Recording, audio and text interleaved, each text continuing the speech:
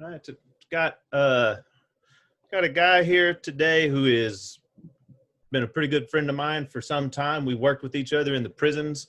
He's got a pretty substantial background in criminal justice and has a really interesting perspective on things, from the juvenile aspect to the adult corrections to, well, yeah, I'll let him introduce himself. There's no point in me going on about it. Wayne, tell everybody about yourself. All right. Well, obviously, my name is Wayne Wilson. Been in law enforcement since 2008. Started off in the city jail for the Houston Police Department. Then went to the Texas Department of Criminal Justice as a correctional officer. Made lieutenant rather quickly due to my past experience. Worked at 3 different facilities. Met this gentleman here, Mr. Jeffries, at the Clemens unit. We worked together. Probably one of the worst units in the state of Texas. I thought you were going to say one of the worst coworkers ever. No. You were fine. Listen, the coworkers, I can truly say at that place, it had nothing to do with my coworkers. Yeah. It was true. It might have been 1 or 2 that was idiots, but we'll leave their names out of this. Right. But majority of it was the fact of those 800 souls we had on that farm. But after I left there, I went to Harris County Juvenile probation, worked with kids, and really discovered my passion of really trying to help young people.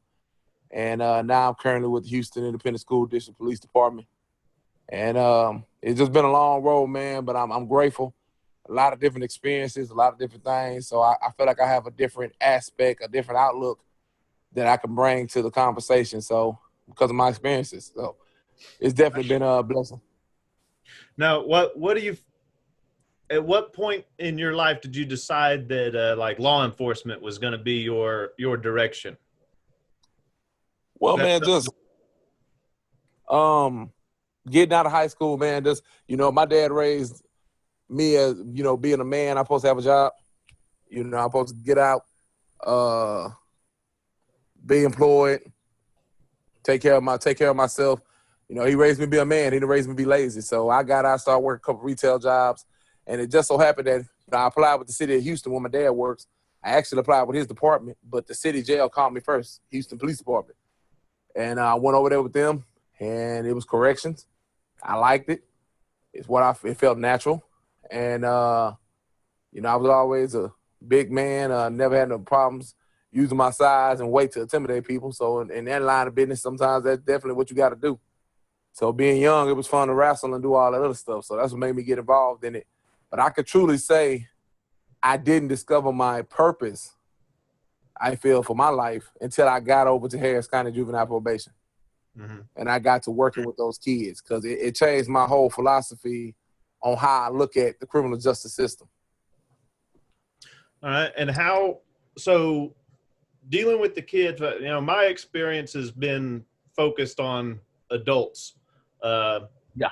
I had 16 years in corrections. We ran into each other in that world. Mm-hmm. And you deal with adults in a different manner. My experience with the youthful offenders are limited to what we got into at the Clemens unit with the youthful offender program. And at that point, we're basically just treating them like they're adults. So they turn 18 and move on to another prison. Right. Yeah. We're just holding on to them until they turn 18, at which point they turn into normal convicts. What about the juvenile aspect? What's the biggest difference besides age? Like, what's the biggest difference as far as how you approach a juvenile offender compared to an adult offender? Well, let me step into my study here. We're about to get real. Yeah, we gotta get, well, the 1-year-old sleeps, so, we wake the 1-year-old. Mama bear not gonna be too happy, so. No. Keep her happy. We don't want the Ben and Wayne show to end early. No. So. No. Really, man, from the juvenile probation aspect, Ben, it's really more than anything, it's, you know, we don't look at them as inmates, obviously. We don't look at them as offenders. They're children. So the main goal is try to rehabilitate, which try to find out if it's a psychological problem, if it's mental health, if it's environment, whatever it might be. And we try to work on that from that aspect to get them to become a different person, or at least have a different set of ideas.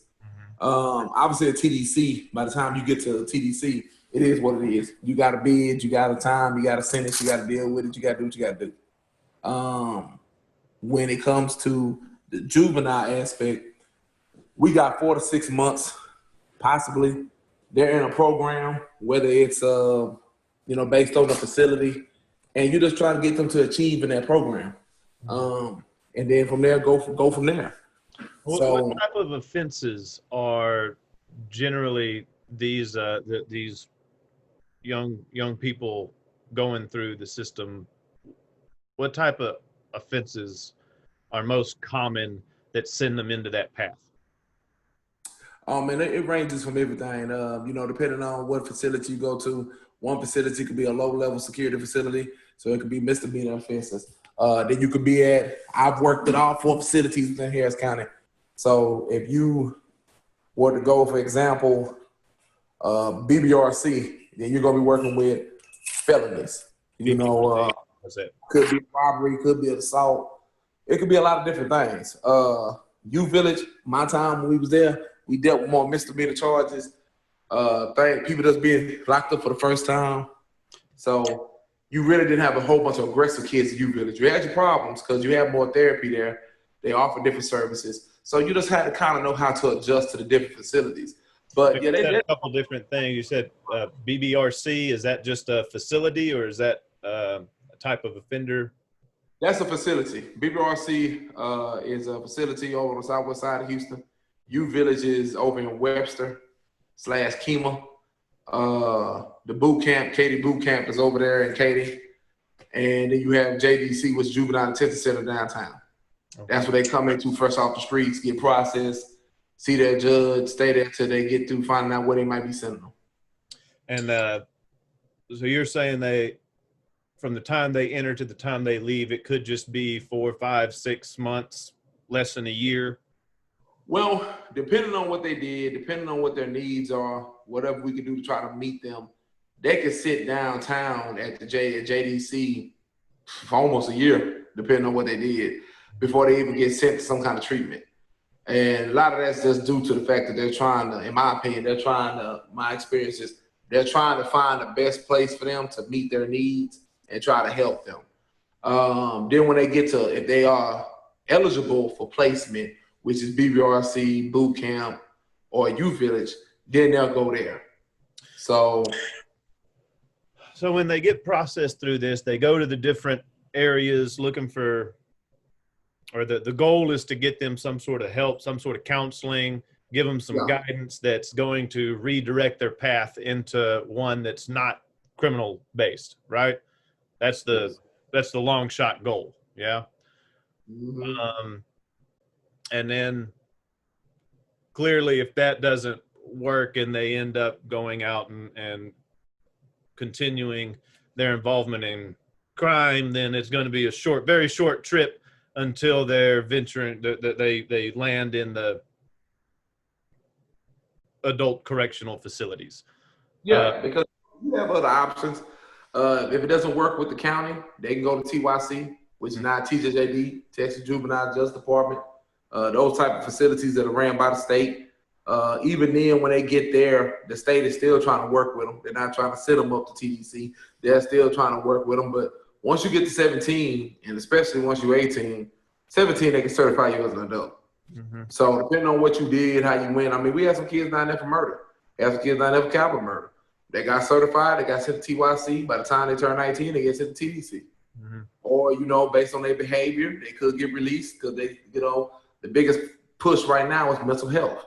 So a kid can be identified and they label him as bipolar or, whatever mental health issue they might have, that might severely limit the amount of time they're going to spend in prison. That could be a positive and that could be a negative. If they really do have a problem, it's definitely a positive because obviously they shouldn't be locked up for something that they could control. Right.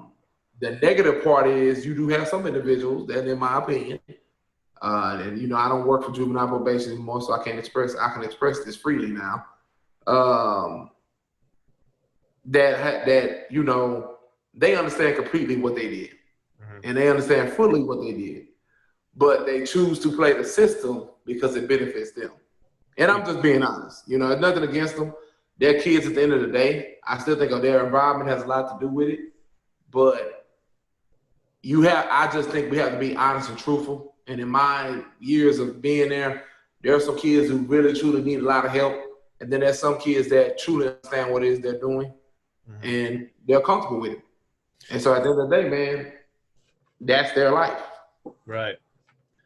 And so let's shift gears just a little bit. You've basically been in law enforcement since right out of high school, right? And you grew up in a home based off what you just described. You grew up in a home where your dad was in law enforcement. So it's been prevalent in your upbringing and your mindset from an early age. Well, let me clarify that. My dad, he wasn't in law enforcement. But one thing about my dad was he just believed in certain things you did as a man. Mm-hmm. And, you know, he was raised by a man, and so he raised me to be a man. And so his mindset was, you know, a man gets up 5 o'clock in the morning, has breakfast, go to work, take care of the family, come home, still work here at the house, take care of business. Mm-hmm. Same thing with my mother. You know, I grew up with both my parents. You know, something that is not regular, unfortunately, in this generation. Mm-hmm. So I grew up with both my parents, very blessed to have that, and they raised me to be a productive person. Okay. So, well, how do you think? I would guess, based off my experience with inmates, most of them come from broken homes and are missing some parents and guidance in one form or another. What do you think? Do you see any type of way to rectify that moving forward? Like, what are some good steps to take in making sure kids have good guidance and good leadership in a home environment, not wait until they get introduced into a system to learn some type of discipline or some type of structure? I think a lot of that starts from day one at home. Mm-hmm. Obviously, to have good parents and parents is going to put you in a situation for you to be successful is always positive. You know, because they're raising you, bring you up the way you need to be brought up, and teaching you to do what it is you're supposed to be doing. But in the standard situation that I dealt with, where kids maybe didn't have both parents, or they grew up in a rough neighborhood, maybe they didn't have mama or daddy, they had grandma. Mm-hmm. When they got to me, the biggest goal that I had personally, well, from the program standpoint, we were to apply rules and restrictions to the kids to hopefully teach them boundaries, teach them the things they're supposed to do, and teach them how they should be conducting themselves.